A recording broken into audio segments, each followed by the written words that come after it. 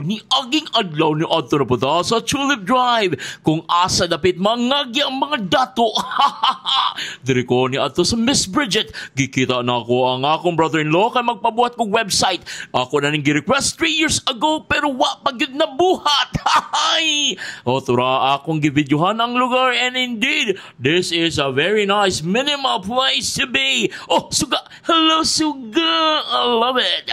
Kapinan pag yung cactus nga white tusok og mga palibot nga sosyo nga perti kanindot. Very nice place, cozy and all. Naapag sila pang marketing na coffee na wine later, pero dili ko kay Tanduay all the way. Tanduay, uncle, I remember the day. Malahubog. Bitaw, seriously, muna siyang suga nga atong tanawon sa Shopee kung tagpila. Muna lang nga drink katag 300 ang isa, joke. Bitaw ay lami mampugaayo kay murag makasiga-siga imong mata. Labaw na ning pizza nga perting gamay a joke.